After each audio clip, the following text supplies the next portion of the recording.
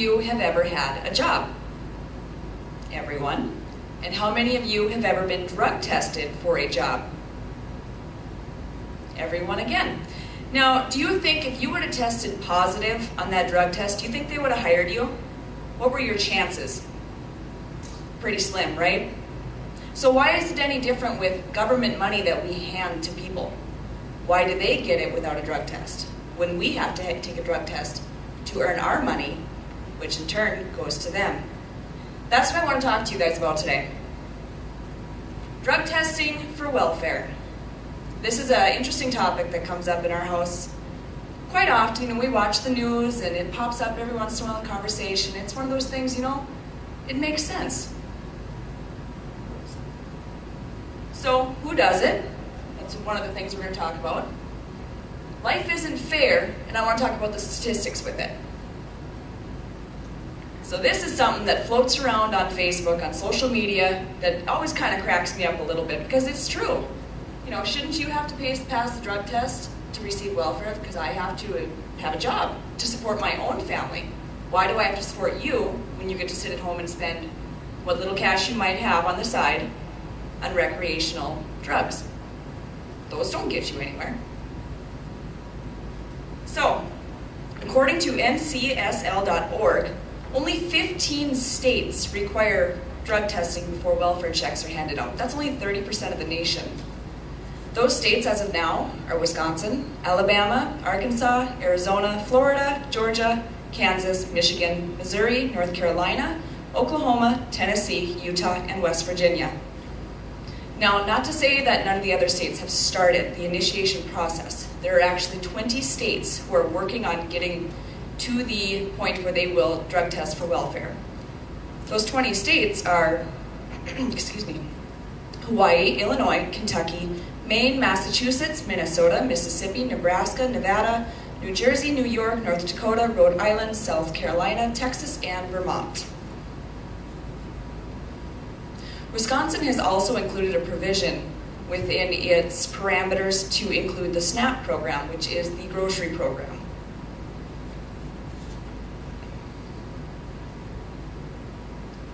So why hasn't this become a mainstream thing?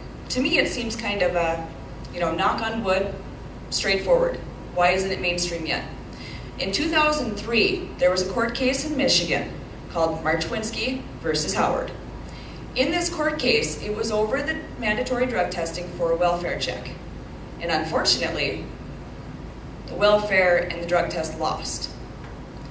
They said it was unconstitutional to subject welfare applicants to drug testing due to the Fourth Amendment. Well, according to WLF.org, in 2003, when this was happening, it was denied in a 6-6 tie. So it got to a standstill, and they were stuck between a rock and a hard place and couldn't go anywhere with it.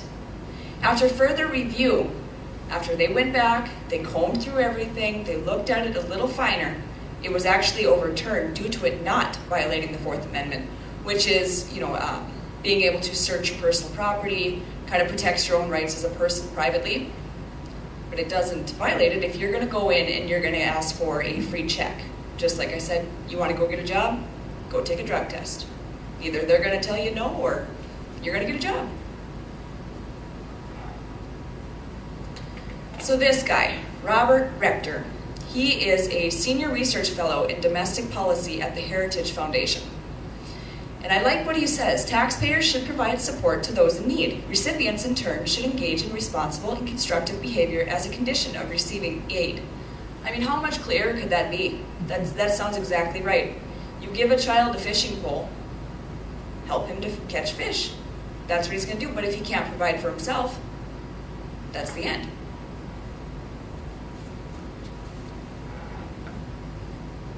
And we've all heard it before. Life is not fair. No, it's really not. Just like I have to go to my job, I have to work all day long, put food on my table, support my family, buy my children clothes. Why am I giving you some of my money when you're totally capable to go work, but you'd rather sit at home and get high or whatever it is because you're not required to drug test? I mean, it is seen on both ends. It really is. But I completely think it's ludicrous that everything's handed to you versus having to work for something and not having repercussions for participating in illicit drugs. Okay, let's talk stats. This is the fun stuff. According to statisticsbrain.com, 67,891,000 people are on welfare in the United States.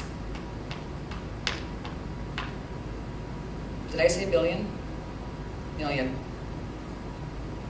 That's 21.2% of the US population that is sitting on welfare. There are people who need welfare. Yes, there are. But there are also people who do not need it. And government spending on welfare, $158,200,000,000 a year. How much of that do you think could be cut if we started mandatory drug testing in every single state?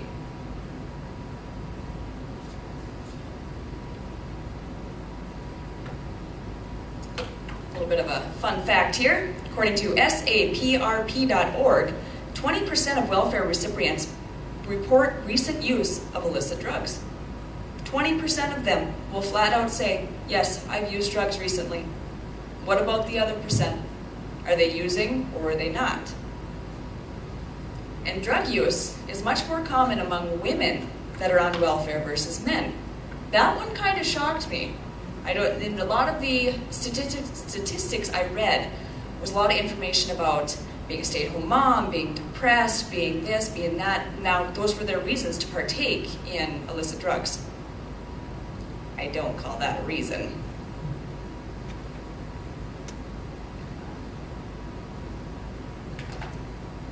So why should we drug test? Like I said, the spending that the United States does on welfare is insane. But there are people who truly need it. Welfare veterans, that can't do it on their own. Some people do need it, but some people don't. According to Hamming Fang, he's a PhD at the University of Pennsylvania, to reduce the strain on the aid programs, we need to figure out how to cut spending. One of the easiest ways to cut spending is to start drug testing, start screening people. Because the taxpayers will save in the end. I mean, it's only hurting us, really. It's coming out of our paychecks. In 2009, Florida saved a grand total of $198,400 from pre-screening potential welfare cases. And they did not pre-screen every single case. They did it randomly. So now imagine if they did every single case that come through their office, how much more money they would save.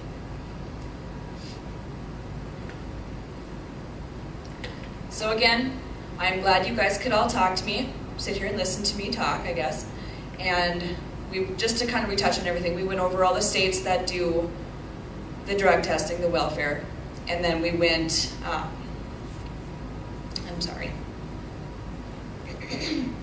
excuse me, the statistics and everything else that I think is the reason that we should drug test for welfare.